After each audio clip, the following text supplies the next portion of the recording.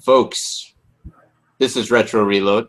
I am parts of Dash V. You'll notice me kind of flickering in and out of existence throughout the show today. It's because we're testing a slightly new setup and a new configuration for game casting.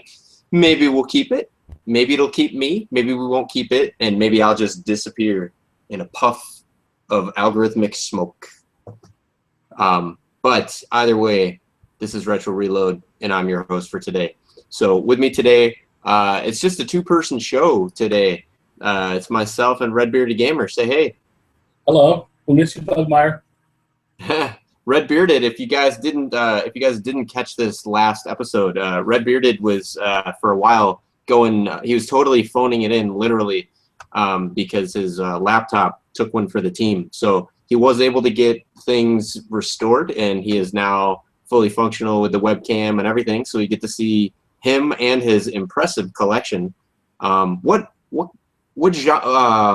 consoles and genres do you cover in that collection behind you, by the way? That's everything. It's top shelf PS4, Xbox One. At the very bottom is all my, my Atari, my 64, my NES. Nice. Oh, off camera though, you've got Atari 2600.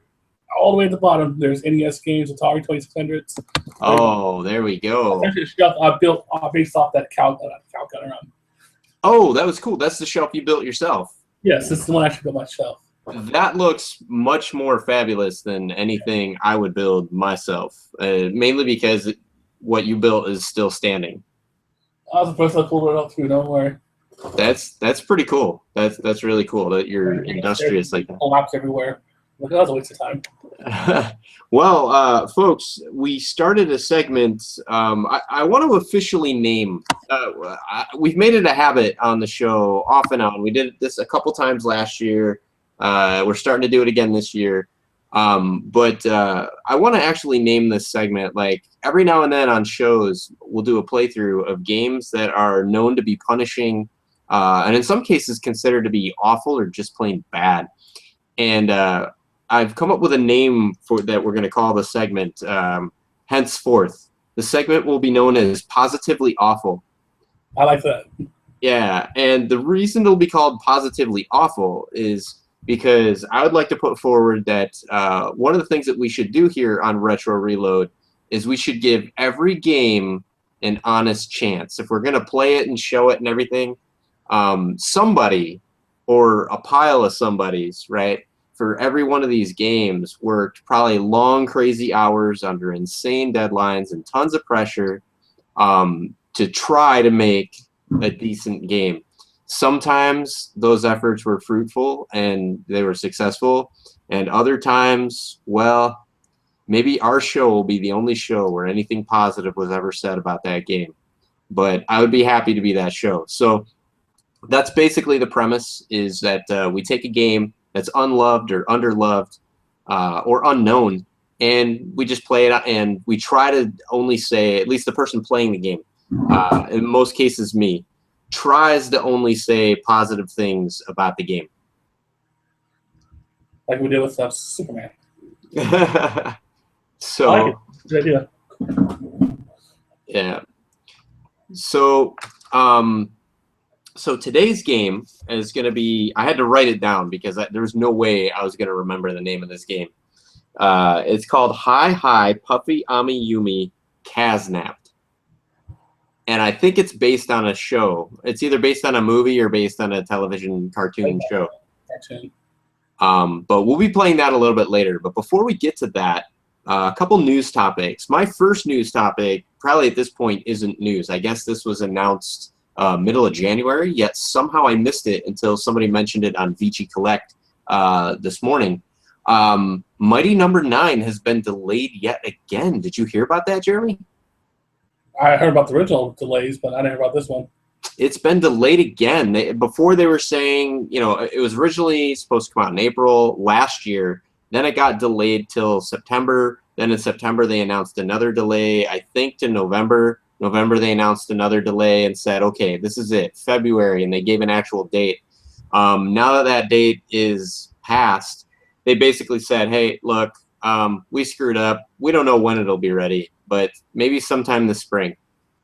Well, I see as well. They can always release it, throw a patch out there, which we all hate, or they can perfect it. So that's how I see it. It's like, well, maybe they're perfecting it right now. Yeah, I mean, I'm a big fan of. On the one, I'm torn on this one, right? Because on the one hand, I'm a big fan of like, you know, you know, a game that's they took the time to make right and then release is, you know, good forever. But a game that you just rush, you know, you may never. I mean, I know now it's not like before where you make the cartridge and it never changes. Now it's definitely, you know, you can issue patches day one, and that kind of thing. But, you know, from that point forward, as long as you want to keep releasing patches, but it's still the initial stigma. Sometimes you'll never get over it of the game just releasing bad, and then people get a bad taste and they never go back to it.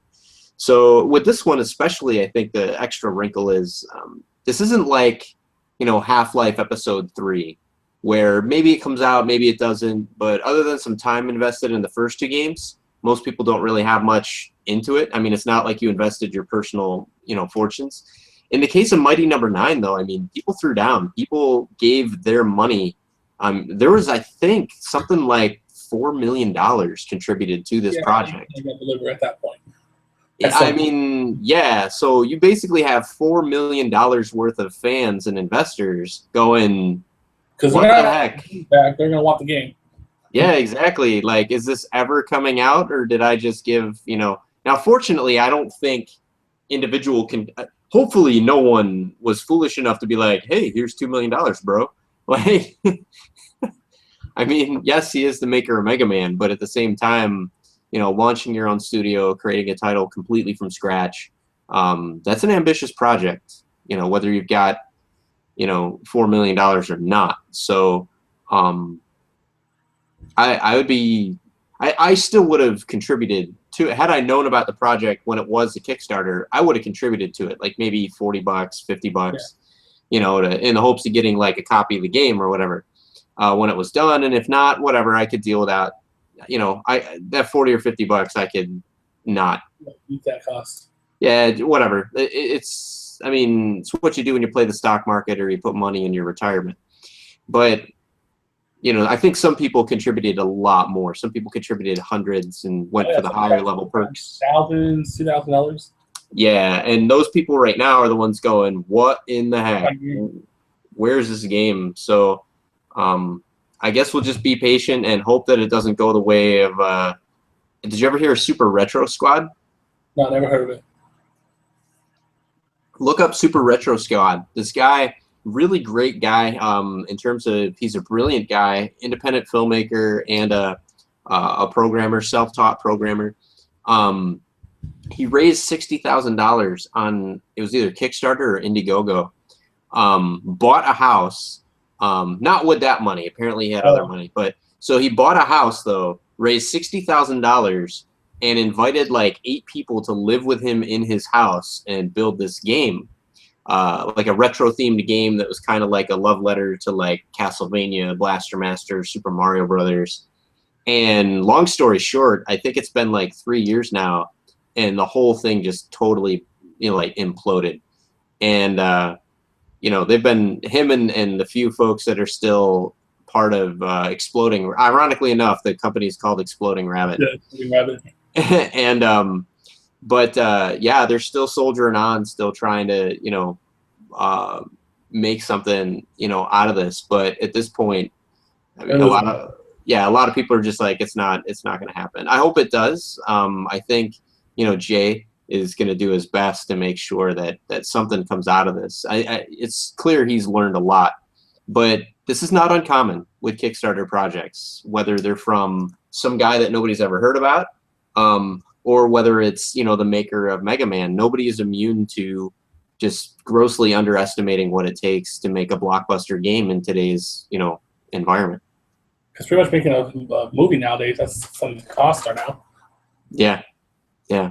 So I hope that Jay and I hope that the maker of Mighty Number 9, I hope that they're both able to, you know, lift themselves up by their bootstraps and learn from their mistakes and their setbacks and release kick-ass games that we all, you know, what people need to understand is that with Kickstarter, you're not buying a product. You're investing. You're investing in individuals. You're investing in a project, in an idea, and if you're lucky, that investment will come to fruition. If you're not lucky, well, you just learned something too, right? You like to get your money back. Yeah, you're not pre-ordering a game that's guaranteed to come out no matter what, right? That's why I'm a Kickstarter. Yeah, you're investing in someone that promises to do their best to deliver a kick-ass experience, and sometimes those promises can't be fulfilled. Or they take longer than expected to fulfill. So, but I think you've got some happier news for us, don't you? Bethesda announced the Fallout 4 DLCs.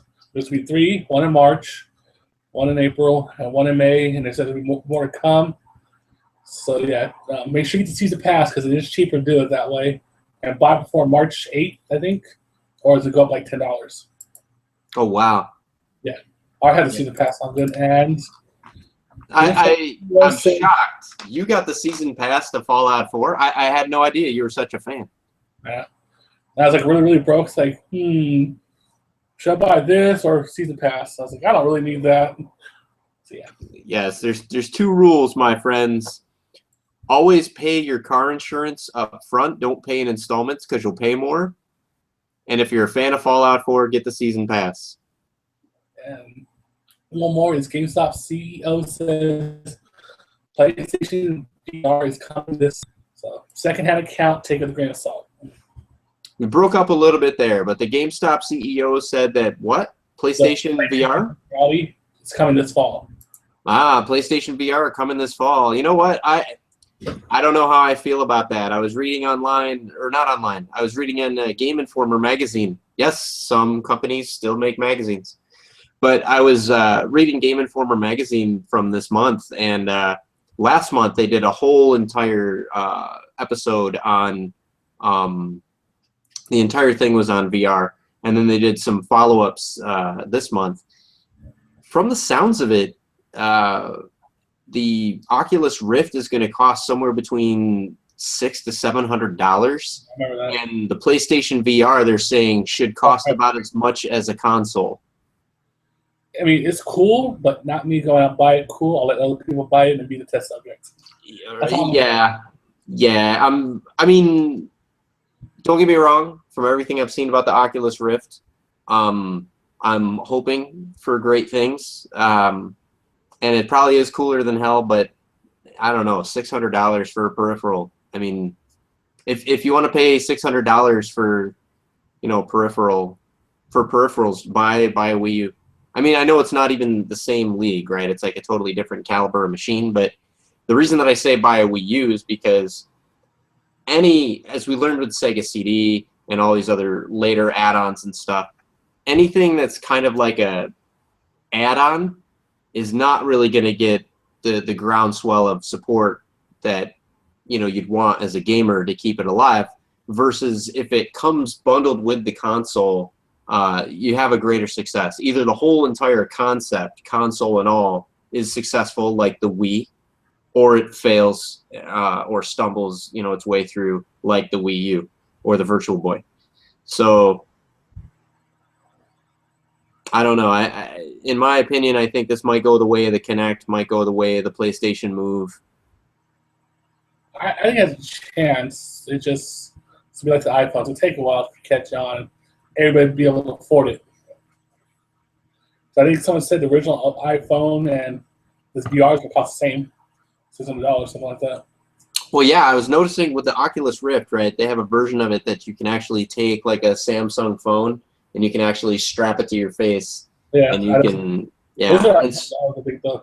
I mean, that would make sense, right? I mean, if you can buy a peripheral for like $100, maybe $150, and then you can slap, a $600 device on it that actually has many more purposes than just being a monitor 2 feet from or 2 inches from your face. I think that's maybe a better investment of my money than getting just a $600 set of goggles that are tied to some console that's not going to work in 10 years. Especially when it's like we grew up without them. So who knows if we'll get sick from them because, motion sickness. I hear motion sickness is a big deal with it, but at the same time, like I'm not gonna jump on the hate bandwagon for the motion sickness because I mean Doom made a lot of people motion sick. Descent made a lot of people motion sick. And also, do you want this big hulky thing on your face on a hot day? That's what I'm more concerned about, right? Can I do a marathon gaming session without having like problems with my neck and all that kind of stuff? That's my most things like, well, I want to wear this thing in summertime in California. I was like, I doubt it. Probably not. I think you're exactly right. You probably don't want that. So, folks, vote with your wallet. If you really want to see VR succeed, give it a shot. But I'm not gonna buy into it right away. Yeah, I'll tell you, personally, I'm kind of bummed out that 3D TV didn't take off. Mainly because of cost of entry. Shadow of the Colossus in 3D was pretty awesome. Stardust, Super Stardust for the PlayStation 3 in HD and 3D was pretty darn cool. Not a lot of games really took advantage of that, and it's kind of a shame. Yeah, I remember when 3D first came out, everyone thought it was going to be the next big thing. It didn't turn out that way, though. Yeah, I think it was just cost of entry. You know, people didn't want to spend $3,000 for. I guess there were two problems with it, right? One of the problems is that it was super expensive, right? People didn't want to pay it. But then the other problem is 3D as a gaming technology was a really good idea. However, 3D gaming TVs that have a tenth of a second worth of lag that make gaming impossible on them, they kind of miss the point entirely, right? Like, yeah, you can't throw off timing in gaming. Yeah, I don't care if it's 3D if my button presses are a tenth of a second off in every scenario. Especially when you're playing like Mario or something, and yeah, playing Mario or a fighting game or Call of Duty, just impossible. Oh god, imagine Call of Duty with oh god. Oh, it'd be terrible. It would be absolutely terrible. Any other news? That's it, I believe. For now, let's see. That's it. All right. Well, with that, we got some time for positively awful. And, quick, remember? Do we want to do which? The game, remember? The 5 questions or whatever game I was talking about earlier. Oh yeah, absolutely. We'll let everybody know the rules of how the game works, and then we'll go ahead and jump into it. But I was making a competition with you too. I have 5 things plus a bonus, and pretty much I'm gonna play a sound bite, and you gotta tell me where it's from. All right, play the sound bite, and then I gotta tell you where it's from. This one is startup sounds for consoles and handhelds. See if you can identify them. Okay, ready for the first one? Yeah. I'll repeat it twice if you need to. Okay.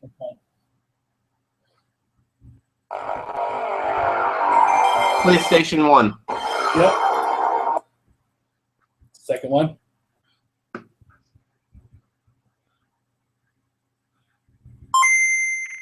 Game Boy.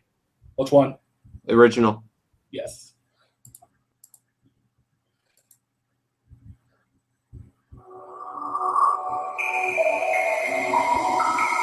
Sega Dreamcast. Correct. Now this one might be a bit low.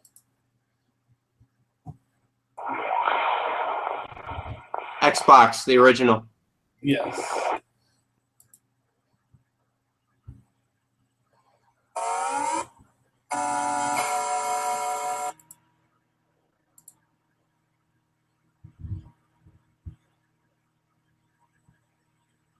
It's definitely a Sega console. Yes.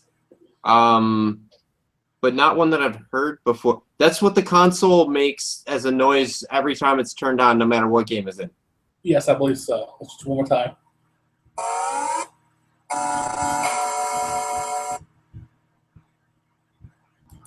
Sega Nomad. Master System. I was gonna say Master System, but I didn't. I don't have a Master System, so that makes sense now. Where they got the whole Sega, yeah. Like that was, I guess, not really a console, but I think you can get it. Bonus.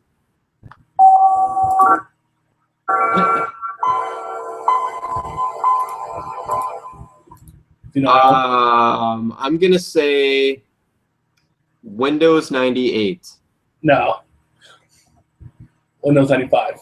Oh, 95 was gonna be my first guess actually, and then I second guessed myself. I'm like, no, because a lot of people had like the Packard Bells. Yeah. For Windows 95, they had the bam bam. You're pretty good. I tried to keep it easy this time since it was the first try around. Yeah. But I knew I'd get you with Master System. I was like, if you're 5, I know I can get them with. No, I don't own a Master System, and I wanted to say Master System, but I was like, I don't know. Like, I thought the whole Sega thing was established with the Genesis, so I actually just learned something that whole little riff was actually originated with the Master System. But then they made it, that actually, if I had a Master System and I'd heard that repeatedly, and then I played Sega Genesis, and the first thing I heard was like Sega, like in the Sonic thing. Yeah.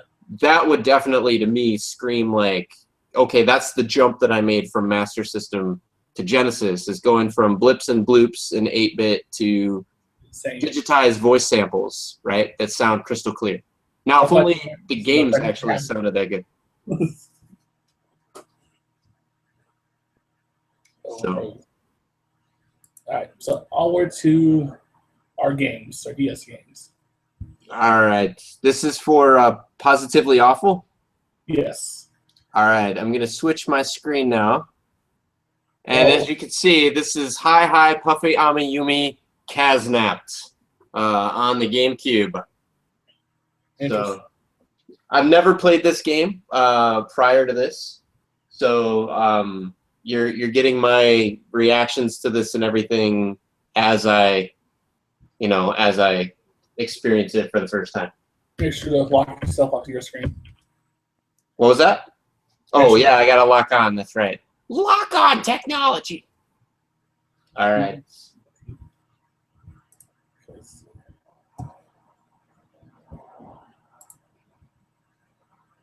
World Tour. Backstage or options? What are our options? I would like to see just what the options are. Oh, it's got different difficulty levels. We'll go with normal, yeah. Delete data, yes. Really? Yes. Are you sure you want to start over from the beginning? Yes. Chill for a sec. All right. Rock forever. All right, let's see. Rock on. Welcome to the Puffy tutorial. This tutorial will teach you the ropes of the game. First, use the control pad to move Yumi over to the door. Okay, so Yumi is one of the characters. Okay. So Ami must be the other character, I'm guessing? I assume so, the pink-haired one. All right, so here we go. That's simple enough. I got a jump button. Oh, is this like a beat 'em up? I don't know, I'm trying to see the screen. I got a slight delay. Oh, man. All right, let's just say, see that hole in the middle? Well, the skull mark means it's dangerous. Press the A button and jump over it. Ah, okay. Like Mario. Yumi totally does a totally wicked air guitar slide. Just press the R button during a jump.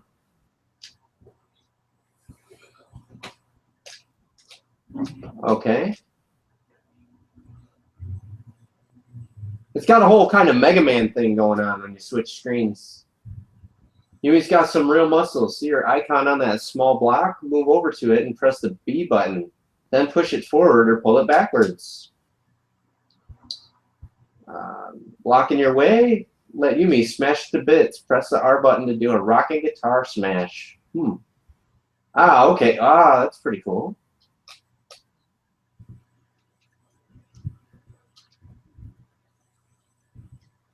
All right.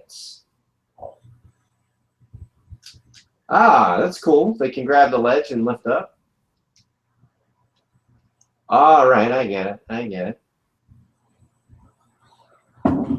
I get some real delays here. I can't see what's going on.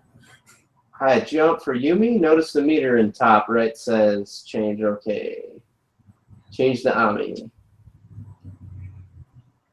I'm going to take a look and see how this actually...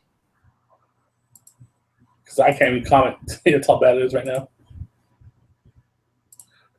Let's see. Really? Yeah, it's been a whole show like that. Well, we still need to tweak some of the software, I think, for the... Talking was fun, but now with the game going, it's kind of hard.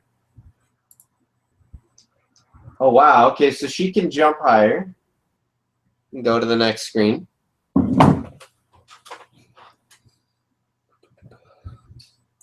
Over the hook. Press the R button to fire.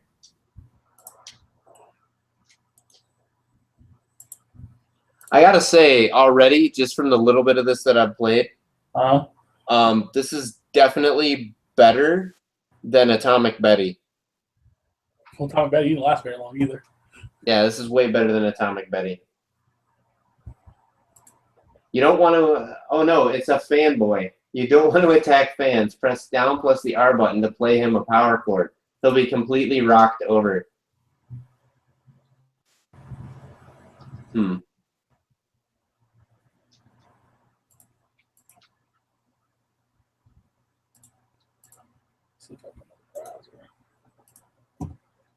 Hey, there's a cat.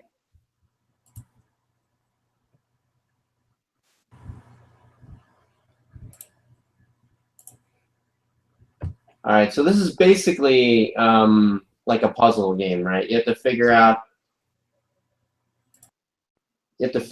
how to all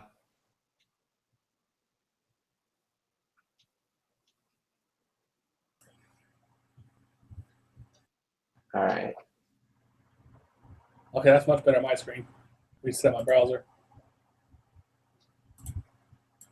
I think I'm petting him. I don't know what's going on here. Can I beat this guy up? Yeah, it looks like it. Yeah, my screen's a lot better now. I fixed it. Oh, okay. It was a local problem between the keyboard and chair. Well, it was, I don't know. My browsers keep messing up. You guys did throw at him? Oh my goodness! What the heck? Trouble everywhere. Time for a puffy jam session. When the upper right jam session meter is full, press the L button and R button at the same time to rock. For now, you can use the jam session as much as you want. In the real game, you have to fill the meter first. Interesting. They're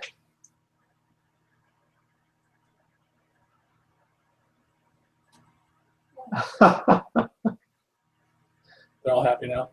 They are. It's actually not that bad for what kind of game it is. Yeah, nice work, Rockstar. You know what? All right. I'm going to pause this game for just one moment. All right. As soon as I can get past the tutorial. So I'm going to switch out of game mode for a moment so that I don't have to compete with the music. All right. I got to say, I may not spend the rest of the show playing this game, but fairly decent platformer. The controls are a bit stiff, but they're not bad. The game would be easily playable. It's got an interesting dynamic where you can switch between one character to another. I like how they do this cartoony thing. I don't know how the digitized girls fit into it. I haven't actually watched the movie or the show.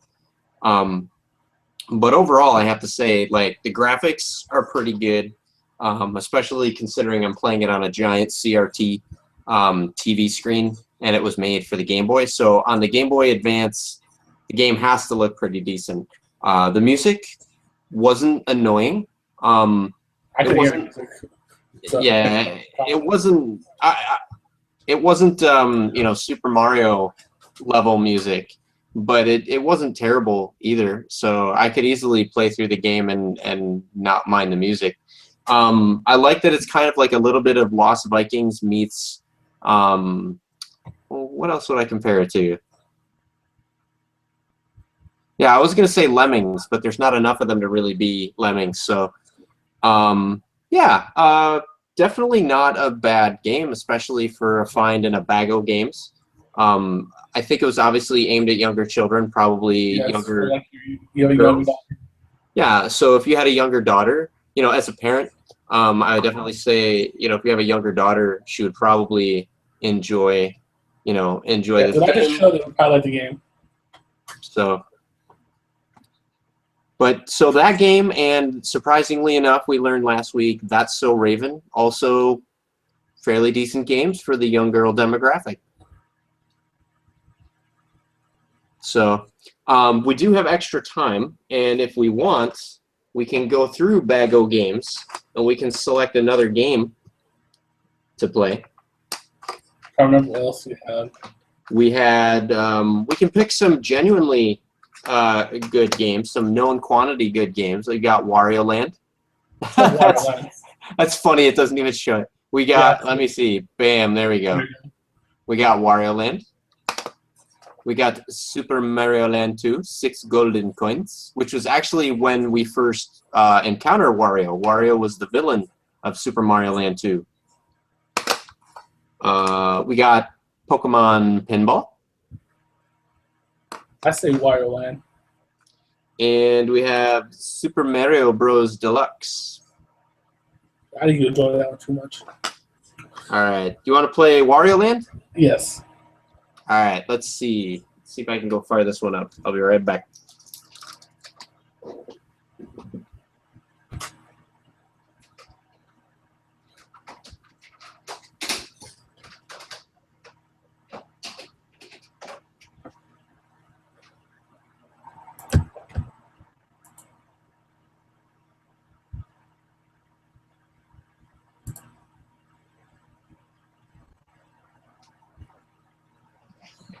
All right.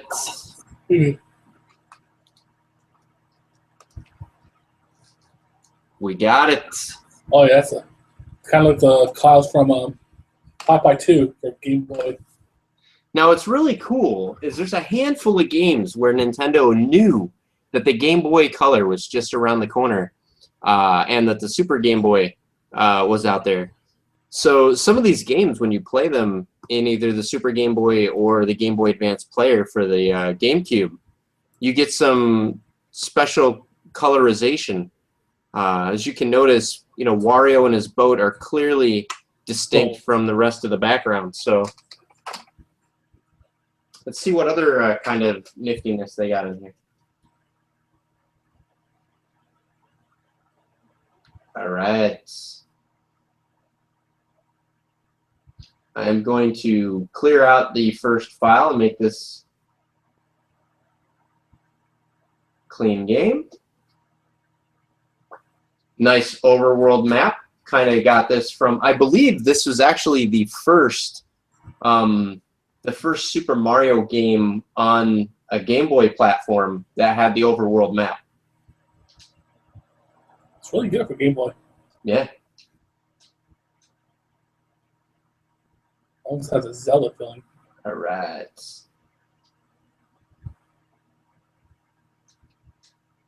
So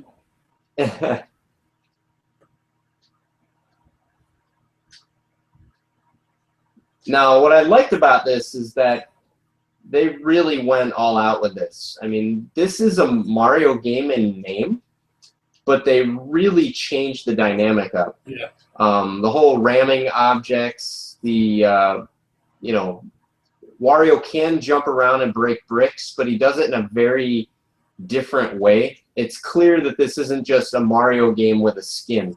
Yeah, you can tell right away it's not like that. Yeah, and the enemies are different enemies. The dynamic of how he, you know, interacts with the enemies is different. And I believe this is going to make me Bullhorn Mario. And what's cool is now you can do the butt slam. That's awesome. Yes. I never played this game before. This looks really good. It is really good. I got it to my wish list. I had this on the original Nintendo and played it all the way to the end. What was really cool is, so you're Wario, and this takes place immediately after Super Mario Land 2. And what happens is, you know, obviously Mario defeats Wario, and Wario goes on this quest, right? All Wario really wanted was his own castle. And so he goes on this quest to find all of these coins. There's 6 golden coins that, or no, I'm sorry. I'm mixing that up with Mario Land 2. in this one, he's just collecting coins, and the more coins he collects, in the end, he can build his own giant castle. Okay. And I don't want to give it away, but if you collect enough coins to get the ultimate castle, something really hilarious happens at the end. Yeah, tell me after the show what it is. So no, you have to play it and experience it, man. I'm not gonna tell you. I was gonna YouTube it, you know that, right? Well, I'm not gonna. I'll tell you after the show then, because I don't want to spoil it for people that are watching. Screw the one Canadian up north. But yeah, so the graphics on this were pretty good. They learned from Super Mario Land 1 that you have to go with the bigger sprites on the Game Boy. Otherwise, it's just a blurry mess. So this game holds up incredibly well, even on a television screen, like the one I'm playing it on right now. Yeah, it looks pretty good for me all these years later. Yeah, this one holds up incredibly well. If you're playing it in an emulator or on the Retron 5, it also looks incredibly great with the filter that they have for that to do kind of some of the smoothing and things like that. The controls are nice and tight. Although Wario is a little bit more lumbering than Mario. Mario tends to be a lot more bouncy and gymnastic.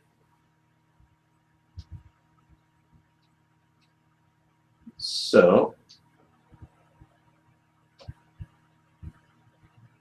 and I don't remember what the deal is with those guys throwing coins and opening the doors. It's been too long since I played. I mean, that's the top is where he pays to get in. So, we can actually choose either one of these games. I don't remember what these games actually do. Oh, okay. In this game, you pick a bucket, and you either get a 10-ton weight or you get coins. Yeah. So, let's see what happens. There we go. I got a bag of money. Let me see. Man. I Got me again. On the left. He's not very happy with you. You get 3 tries. You get 3 tries, and then whatever you end up with, you end up with. So you could have a really good haul in a level, and then go into the mini game and lose it all. Or you could have a okay haul and go into a mini game and totally make out like a bandit.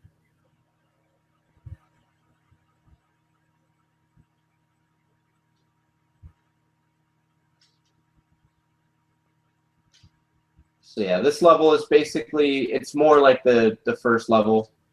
I believe the only suits in later Wario games, you could get different suits, and the suits would kind of like Kirby, give him different abilities and stuff. In this game, it's pretty much only the bowl suit, I believe. But another cool feature of the bowl suit is if you hold up and you jump, you can stick. Yeah, that's cool. I would say. Yeah, so that's really, really cool. Let me see here. Oh, he's gonna get me now. If this guy, the spiky guy, if you hit him from underneath with your skull hat, then you can actually defeat him. But so Mario's attack, where he could do in New Super Mario Brothers, where Mario can jump and do like the butt, the butt pound there.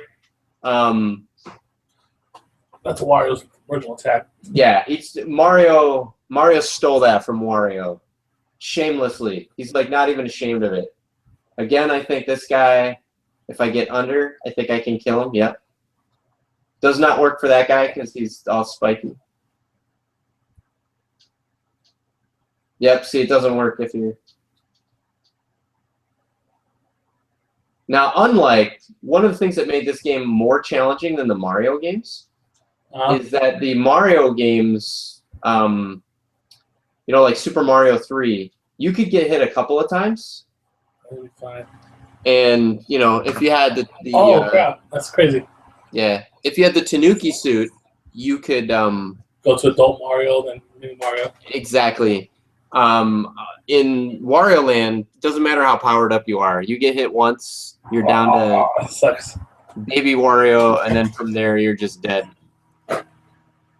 So Wario Land is definitely definitely a good game. There's not even any question about it. It's just a solid good game. So and you're wearing a giant piece of cheese on your head. Am I now? I can see it, my friend. It's right there. Ladies. My goodness. Is that a giant piece of cheese Yeah. on your head, or are you just happy to see me?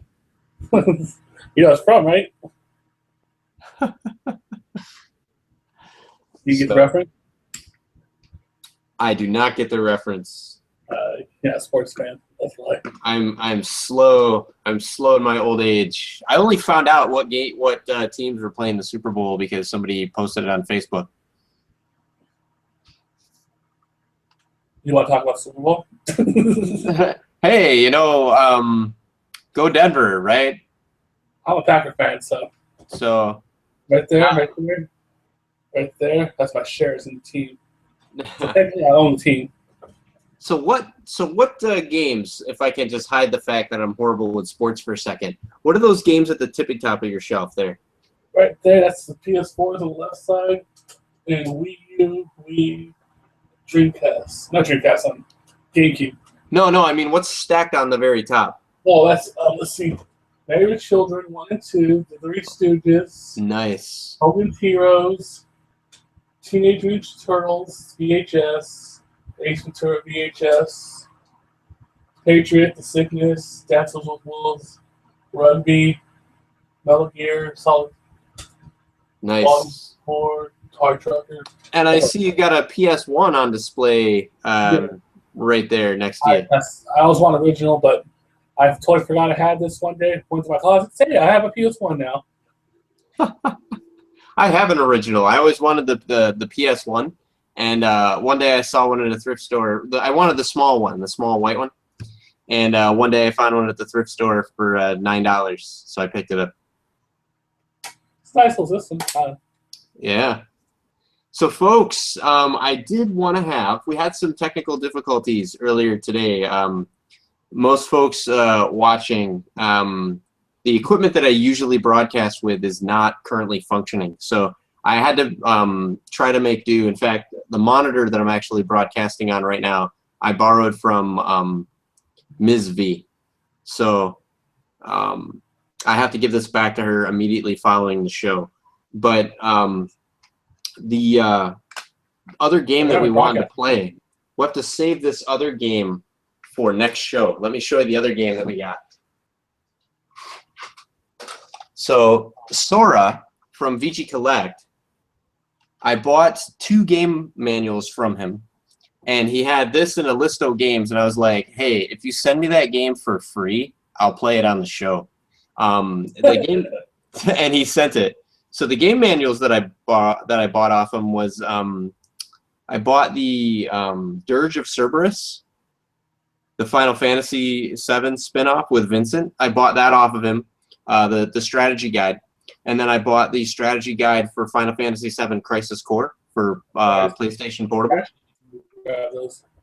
Yeah. So, and the game that he threw in for free, Barney's Hide and Seek, the game for Sega Genesis. How she had listed for? He didn't even put a price on it. I can say, though, that there is a price on here from the thrift store, I guess, of 49 cents. So,